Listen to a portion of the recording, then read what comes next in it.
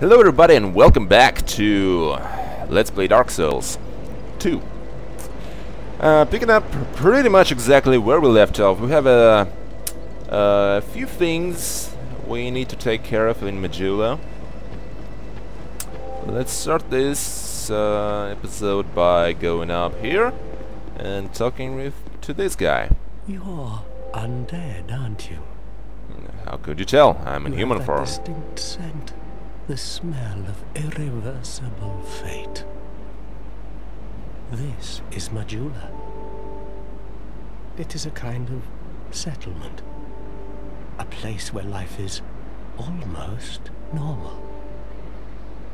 And in Drang Lake these days, there are very few places like that. That is quite true. In fact, this is the only place I know which is not filled with hostile enemies. I am Solden. And like you, I lost everything. And now I'm here. You probably heard that it was possible to break the curse here. Well, that's not true at all. There's nothing here for you, me, or anybody. Alright, so this depressed person is gonna be pretty much gonna explain the basics of the game to us. I'm sorry, but I'm gonna skip through the dialogue because it tends to consume a shit ton of time. Sentient, what we call the curse. Do you see what to be alive? We are, and that's quite a And after you exhaust beings, and wherever you go from here, his dialogue, each has a. If that frightens you, he will allow you to enter his covenant, which I believe is called Way of the Blue. It helps with the. It gives you help against the invaders in your world. It's once again a pretty good covenant for. The journey. Yeah, there we go. You'll face invader if you need. When you've protection. Sure, I'm gonna join the Way of the Blue because, in fact, the way you rank up in this covenant is people let you rank up in this covenant is defeating the invaders, and in fact, NPC invaders count towards this as well. And after we kill just one, we get ring. So might as well just go along with it and roll with the Way of Blue for now. Do you feel it suits me just? It will grow on you. We can also learn the gesture, welcome gesture from him, and talk to him some more. He will give us some items once we fulfill some requirements. I think you need to bring about 4 different NPCs to Majula for him to give you something. Not quite sure though. Now, as we make our way through here, we pick up what is going to be noticeable consumable, some life gems. Fairly useful early on. This is Leningrad. Who are you? Oh, it doesn't matter. I packed my tools in, but now somebody's gone and... I'm a blacksmith. Bring me that... He's a blacksmith. He will allow us to repair our broken equipment, which is only useful if you actually broke your equipment, because durability automatically restores once you sit at a bonfire. Now, another life gem. Yeah, pretty much a whole lot of starting items in Majula. Also a little secret I will show you in just a moment, but everybody probably knows about it already. Homeward Bone, this is going to be useful. This is another covenant that we can enter, which will make our enemies stronger in the world, also disable summoning. So, pretty much a masochistic covenant, when you think about it, but some people like it. I'm not going to do it because I am not familiar with the changes it does to the game. So as you can see, there is a hidden item here, and it is in fact an Estus flask. An Estus flask shard. Let's try this again. And after we pick this up, we can run back to Emerald Herald and level up our Estus Flask right away, which will give us a second use. And you can go all the way up to 12 on this. Yep. All the way up to 12 and also to +5. Which every plus on the Estus Flask heals you, I believe, by a bigger amount of restores a bigger amount of health upon use. So I will run back up here. Now I promised that we're gonna see a bit more action from this episode onward. Not here. From this episode onward, but sorry to disappoint. Still a bit of unfinished business here and there. We will gonna drop down over here and roll down over here and grab what is gonna be a chime as well as a Morning Star. Morning Star is I believe a strength-based weapon. It might be wise to use it actually right now. And the binoculars. Binoculars is useful for aiming your spells, and chime is used to cast miracles, which are a type of spell. So let's take a look at this Morning Star we just got, and let's see here. It does a whole lot more damage. Also does bleeding damage. Yep, I think we will be in fact exchanging our weapons here. Let's see, the moveset is a little bit slow. Takes quite a bit of stamina actually. Got a swing here, got an overhead, and the run-in attack is pretty much as a backstab. Yeah, okay. So we're gonna roll with the Morning Star for now.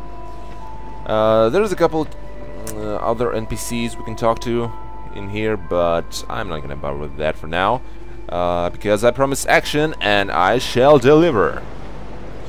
Let's rest at the bonfire just to be sure that everything's alright. My health is at full, and we will continue on our way. There's a number of different areas we can go from the start of the game. I'm gonna go to the area which is called Forest of the Fallen Giants. It is quite possibly the biggest area in the game, actually. Another rusted coin. And there is a number of good items you can pick up there. Let's pull this lever up, which will open this gate and allow us to proceed.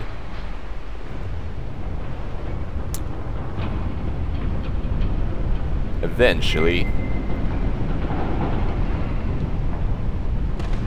There we go. Okay. As we come through here, we can actually take a left here and walk down these planks very carefully. I've never died there, but you can always see a lot of blood marks when you play online. People just falling to their deaths. We pick up another human effigy. Now, I have not mentioned this before, but you probably know this, but human effigies allow us to restore our humanity after we die and become undead. You probably saw also an item down there which required us to jump from the chest, but there is, as you can see, a way safer way for us to get it. Now, the enemies in Things Betwixt are pretty much a joke. This is gonna be our very first enemy. Ow! And not a great start. Well, we can two-hit them with our Morning Star. That's pretty good. Let's pick up this item. Another life gem. And make our way up here. And that will be another bonfire. Doing pretty good. Don't need to rest at it for now.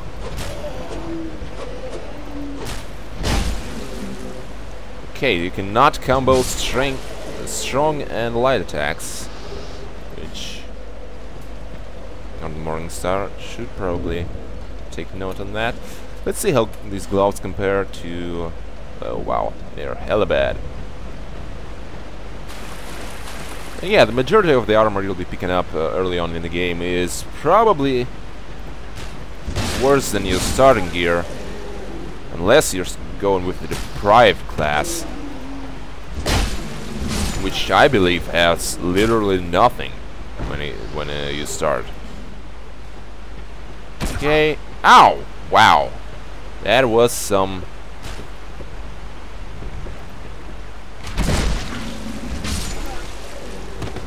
Alright, got this guy. And this guy got me. I misjudged my range there, but still got this guy. And you can see an item back there, but don't be fooled.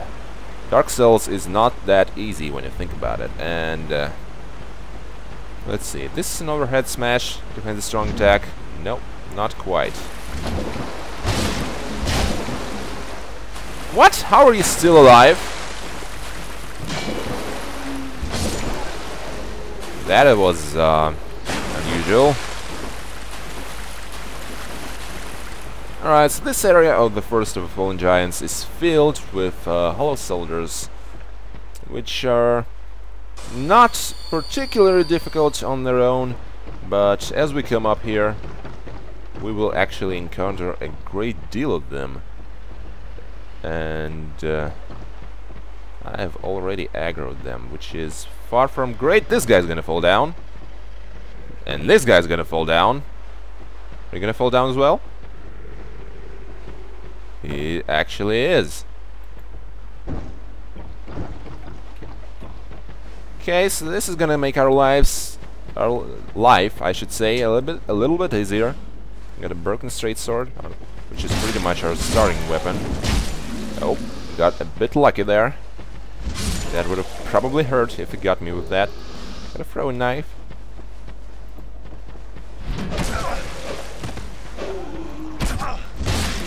Okay, deal with these scrubs.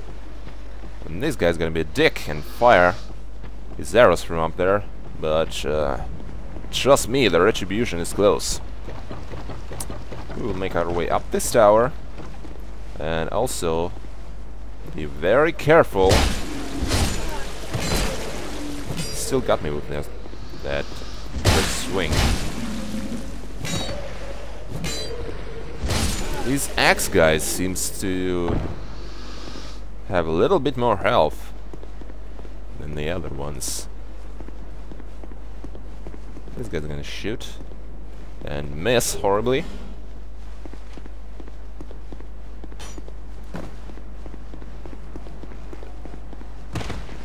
Ow. There we go. Okay, now I am gonna try to make this jump to get this item, which is gonna be successful, and the item is a short sword and a soul of lost undead. That is another perfect execution of a jump.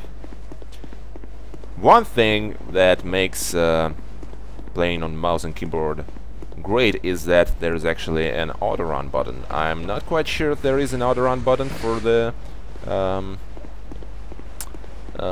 consoles, but this makes jumping a hell of a lot easier, because you can just bind the jump button to another key and press the auto-run and then jump when you want to. You can jump when you want to. You can leave your friends behind. Alright, so we got this guy right here. He's called a Heidi Knight. I'm gonna heal up and hopefully not die against him. Actually, let's check out our equipment once again. We got a short sword, which is let's see, what's our damage gonna be with that?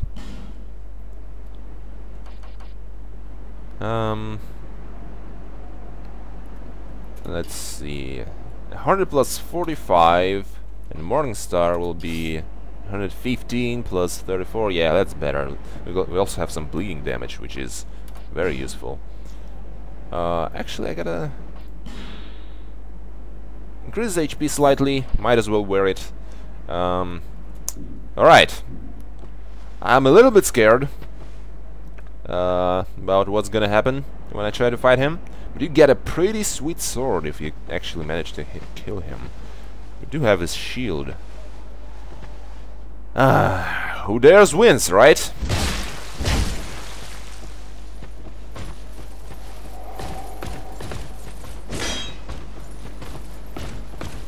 Alright, let's wait for him to finish his combo. That's a pretty... Wow! Not sure what that move was, but sure got me there. Let's use the life gem and roll out the way of that.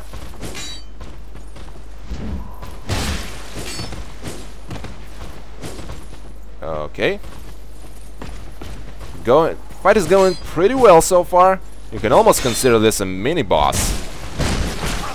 Ow, got a bit too greedy there. I'm hoping to get him with the bleed attack. I'm not sure if you can... Well, if you can actually bleed, but it would take a great portion of his health off if I... Shit! That was not good. Okay, so let's bait him into a combo and use another life gem. Okay, play it safe.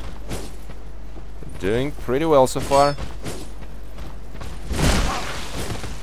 Man, that first slash he does with his sword is so quick. God damn.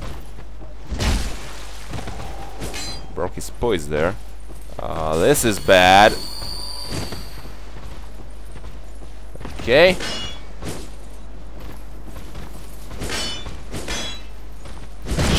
Shits.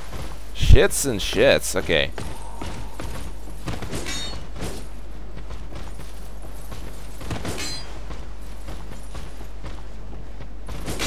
Yep, that is... Okay, he might kill me there. Right now, actually.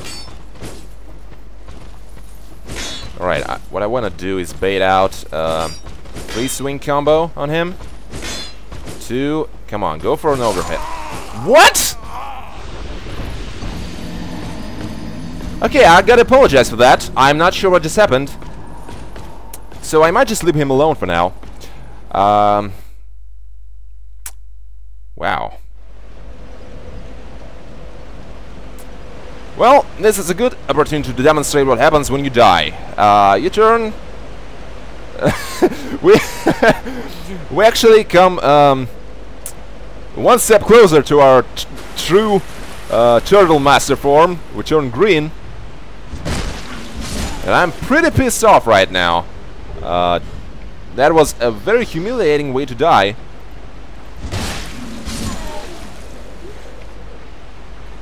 So let's play a little bit more aggressive this time around.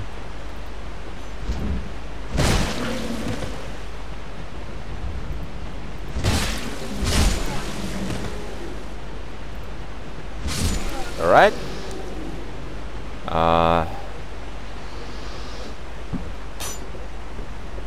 Oh, we actually have this guy coming up. Let's trick him. Alright. Things are going fairly well. Let's trick him into attacking. The range on the Morningstar is pretty rubbish, if I do say so myself, and I just did.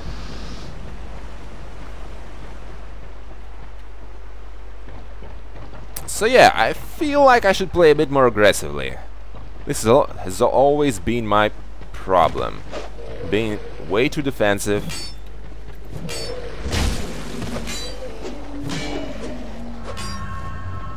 Alright.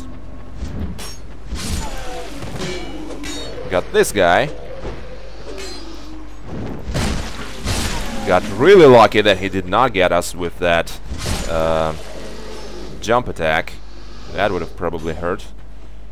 Let's deal with that guy again.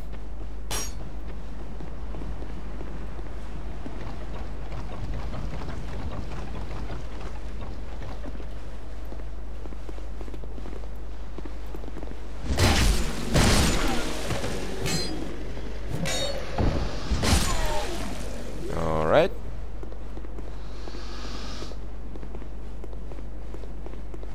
I'm coming for ya once again. Wow, that still got me. Wow.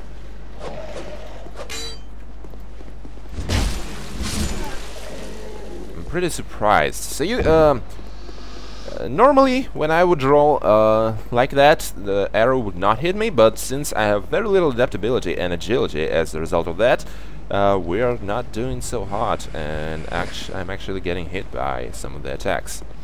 So, the question is, am I gonna try this again? You know what? No. No. I'm fine with my Morning Star for now. So I feel like I should just keep on going.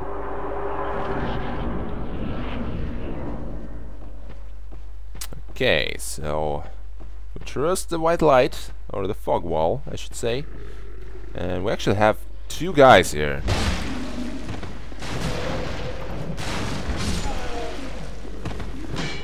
I may have aggroed the third one, who's standing outside, but that appears to not be the case. There's also an item hidden back here, which is a wood bolt, which is an ammunition for the crossbow, of course. So you can see that these guys are not too bad. But as we come through here, we actually encounter a new enemy type who actually got me on his first hit there. And actually that frosting attack he just did would probably kill me in one hit.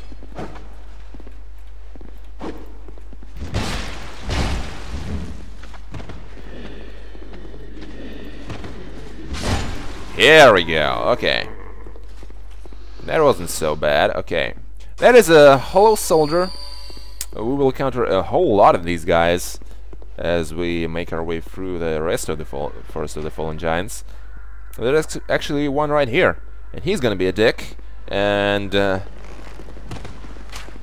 throw fireball bombs at us. I'm trying to bait him into throwing one right now, but he seems hesitant to do so.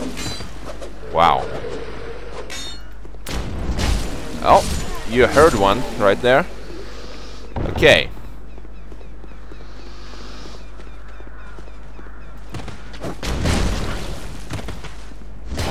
Oh shit, okay. This is why you lock on. Thankfully he has pretty bad aim, so I was able to... There we go, nice. That was a good hit. Let's try this again, okay.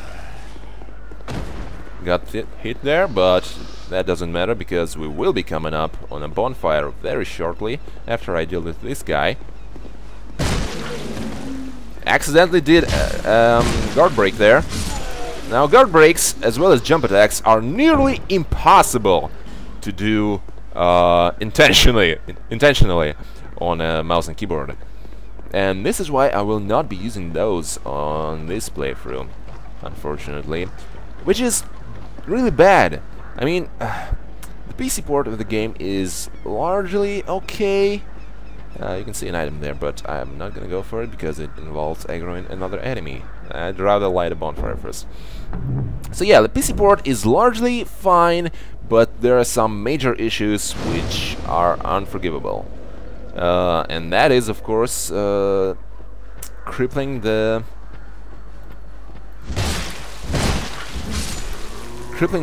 mouse and keyboard players by making the guard break and jump attack controls so wonky that they are basically impossible to do intentionally. So this fair lady right here is Merchant Hag Melantia. Oh, come now, help. And she will actually, if we take a look here, will sell us the key that Leningrad actually asked for. And I am gonna buy it right now. She's also the first NPC who will move to Majula, in our case, after we beat the area boss. And also exhaust her dialogue. Might as well do it. Let's talk to her. Yes, straight. Or we get Drang Lake's been in the jungle. Seems like the She's gonna give us a bit of a lore information and explain why things are basically as they are right now, broken and destroyed. Lovely. And that is because the King Vendrick of this land actually pillaged the land of giants across the sea. Let's break this door. If I tried to open it, it would just say that it is locked.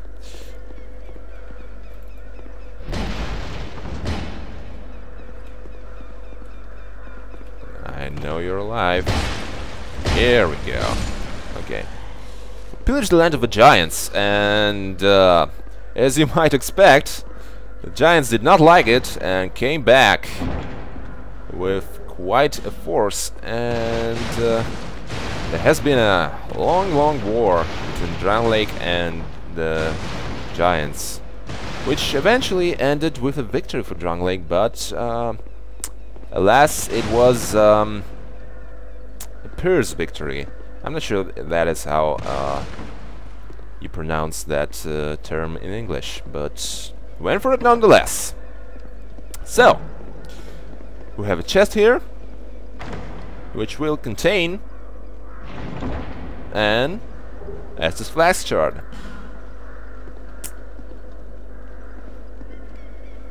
And also there's an item on this tree branch. I will try to pick it up on my first try. That is a success. Let's wow, my English is just all over the place right now. Let's rest. Wow, I must apologize. Rest at this bonfire and continue on our way through this area. Let's see, how long have I been recording, actually? This actually might be a good place to stop for now. So let's see, what have we done? We have made our way through a little bit of First of the Fallen Giants, picked up a bunch of items, a bunch of equipment. I will shuffle through that between the episodes and make sure that I am not missing out on some decent equipment, just sort of sitting in my inventory. But for now, thank you guys for watching, and I will see you next time.